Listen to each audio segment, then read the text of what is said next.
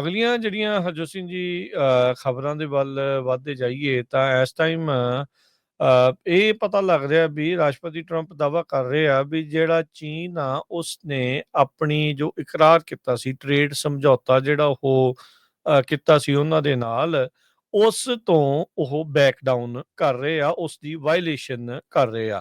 ਅੱਜ ਆਪਣੇ social media ਦੇ ਉੱਤੇ ਪੋਸਟ ਕਰਦੇ ਹੋਏ ਟਰੰਪ ਹੁਣਾਂ ਨੇ ਇਹ ਆਖਿਆ ਵੀ 2 ਹਫ਼ਤੇ ਪਹਿਲਾਂ ਚਾਈਨਾ ਬਹੁਤ ਮੰਦੀ ਹਾਲਤ ਦੇ ਵਿੱਚ ਸੀਗਾ।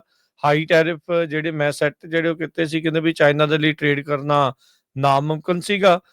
ਤੇ ਆਪਾਂ ਜਿਹੜਾ ਆ ਉਹ ਉੱਥੇ ਦੇਖਿਆ ਵੀ ਚਾਈਨਾ ਦੇ ਬਹੁਤ ਬੁਰੇ ਹਾਲ ਸੀਗੇ। ਕੋਲਡ ਟਰਕੀ ਇੱਕ ਹਿਸਾਬ ਦੇ ਨਾਲ ਉਹ ਹੋ ਗਿਆ, ਤੇ ਕਈ ਫੈਕਟਰੀਆਂ ਉਹਨਾਂ ਦੀਆਂ ਬੰਦ ਹੋ ਗਈਆਂ, ਤੇ ਉੱਥੇ ਸਿਵਲ ਅਨਰੈਸਟ ਕਹਿੰਦੇ ਵੀ ਉਹ ਵੀ ਹੋ ਸਕਦੀ ਸੀਗੀ।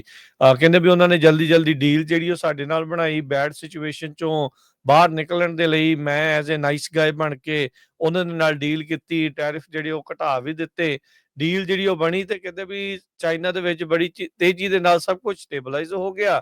ਉਹਨਾਂ ਦੇ ਲਈ ਉਹ ਗੁੱਡ ਨਿਊਜ਼ ਸੀਗੀ। ਤੇ ਹੁਣ ਬੈਡ ਨਿਊਜ਼ ਇਹ ਆ ਵੀ ਜਿਹੜਾ ਚਾਈਨਾ ਵਾਲੇ ਆ, ਕਹਿੰਦੇ ਵੀ ਕੋਈ ਸਰਪ੍ਰਾਈਜ਼ਿੰਗ ਗੱਲ ਤਾਂ ਨਹੀਂ, ਪਰ ਉਹਨਾਂ ਨੇ ਜਿਹੜਾ ਐਗਰੀਮੈਂਟ ਬਣਾਇਆ ਸੀ ਸਾਡੇ ਨਾਲ ਉਸ ਦੀ ਉਹ ਵਾਇਲੇਸ਼ਨ ਹੁਣ ਕਰ ਰਹੇ ਆ। ਸੋ ਇਹ ਜਿਹੜੇ ਟਰੰਪ ਹੁਣਾਂ ਨੇ ਸੋਸ਼ਲ ਮੀਡੀਆ ਦੇ ਉੱਤੇ ਪੋਸਟ ਕਰਕੇ ਜਿਹੜਾ ਉਹ ਦਾਅਵਾ ਕੀਤਾ ਹੈ। ਸੋ ਇਹਦਾ ਮਤਲਬ ਇਹ ਆ ਵੀ ਸ਼ਾਇਦ ਕਿ ਚਾਈਨਾ ਦੇ ਨਾਲ ਇੱਕ ਵਾਰੀ ਫੇਰ ਦੁਬਾਰਾ ਜਿਹੜੀ ਟ੍ਰੇਡ ਵਾਰ ਚਲੋ ਚੱਲ ਤਾਂ ਰਹੀ ਸੀ, ਜਿਹੜਾ ਇੱਕ ਸਮਝੌਤਾ ਹੋਇਆ ਸੀ ਉਹ ਦੁਬਾਰਾ ਰੱਦ ਹੋਊਗਾ, ਉਹ ਬਰਕਰਾਰ ਰਹੂਗਾ, ਕਿਵੇਂ ਜਿਹੜਾ ਉਹ ਹੋਊਗਾ, ਇਹ ਇਸ ਟਾਈਮ ਸੋਚਣ ਵਿਚਾਰਨ ਵਾਲੀ ਜਿਹੜੀ ਗੱਲ ਆ। ਸੋ ਟਰੰਪ ਹੁਣਾਂ ਨੇ ਚਾਈਨਾ ਨੂੰ ਲੈ ਕੇ ਇਹ ਇੱਕ ਜਿਹੜਾ ਸੋਸ਼ਲ ਮੀਡੀਆ ਦੇ ਜ਼ਰੀਏ ਦਾਅਵਾ ਪੇਸ਼ ਕੀਤਾ ਆ।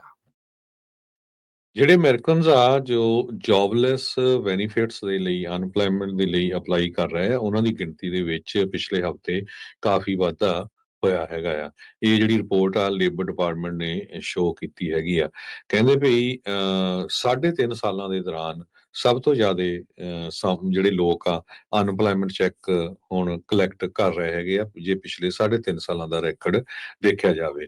ਯੂਐਸ ਟ੍ਰੇਡ ਕੋਰਟ ਨੇ ਵੈਡਨਸਡੇ ਬਲੌਕ ਕਰ ਦਿੱਤਾ ਸੀ ਟਰੰਪ ਉਹਨਾਂ ਦਾ ਟੈਰਿਫ ਨੂੰ ਲੈ ਕੇ, ਤੇ ਉਸ ਤੋਂ ਬਾਅਦ ਇੱਕ ਹੋਰ ਕੋਰਟ ਨੇ ਕਹਿਤਾ ਸੀ ਵੀ ਨਹੀਂ ਇਹ ਹੋ ਸਕਦਾ ਹੈਗਾ ਆ।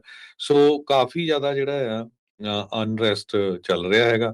ਬਿਜ਼ਨਸ ਇੰਡਸਟਰੀ ਦੇ ਵਿੱਚ ਵੀ ਲੇ ਆਫ ਆਈਟੀ ਇੰਡਸਟਰੀ 'ਚ ਬਹੁਤ ਹੋ ਰਹੀ ਹੈ। ਇੰਟਲ ਹੋਰ ਕੰਪਨੀਆਂ ਉਹ ਤੁਹਾਡੇ ਨਾਲ ਆਪਾਂ ਪਿਛਲੇ ਸਮੇਂ ਦੇ ਵਿੱਚ ਦੱਸਦੇ ਰਹੇ ਹੈਗੇ ਆ। ਸੋ ਲੋਕ ਜੋ ਅਨਪਲਾਇਮੈਂਟ ਅਪਲਾਈ ਕਰ ਰਹੇ ਆ, ਕਾਫੀ ਨੰਬਰ ਉਹਨਾਂ 'ਚ ਵੱਧ ਰਹੇ ਹੈਗੇ ਆ ਪਿਛਲੇ ਸਾਲਾਂ ਦੇ ਦੌਰਾਨ। ਇਸੇ ਤਰ੍ਹਾਂ ਜਿਹੜੀ ਕੰਪਨੀਜ਼ ਆ ਉਹਨਾਂ ਦੇ ਪ੍ਰੋਫਿਟ ਵੀ ਕਾਫੀ ਘਟ ਰਹੇ ਆ, ਕਿਉਂਕਿ ਪ੍ਰੈਜ਼ੀਡੈਂਟ ਟਰੰਪ ਉਹਨਾਂ ਨੇ ਜਿਹੜੀਆਂ ਕੰਪਨੀਆਂ ਹੈਗੀਆਂ ਵਾਲਮਾਰਟ, ਟਾਰਗੇਟ ਜਾਂ ਹੋਰ, ਇਹਨਾਂ ਨੂੰ ਇਹ ਕਿਹਾ ਵੀ ਸੀ ਵੀ ਜੇ ਟੈਰਿਫ ਲੱਗਾ ਇਹਦਾ ਮਤਲਬ ਇਹ ਨਹੀਂ ਵੀ ਤੁਸੀਂ ਪ੍ਰਾਈਸਾਂ ਜਿਹੜੀਆਂ ਆ ਕੀਮਤਾਂ ਵਧਾ ਦਿਓ। ਸੋ ਹੁਣ ਕਹਿ ਰਹੇ ਆ ਵੀ ਜੇ ਅਸੀਂ ਕੀਮਤਾਂ ਨਹੀਂ ਵਧਾਉਂਦੇ ਤੇ ਸਾਡਾ ਜਿਹੜਾ ਪ੍ਰੋਫਿਟ ਆ ਉਹ ਮਰ ਜਾਣਾ ਹੈਗਾ। ਜੀ ਜੀ।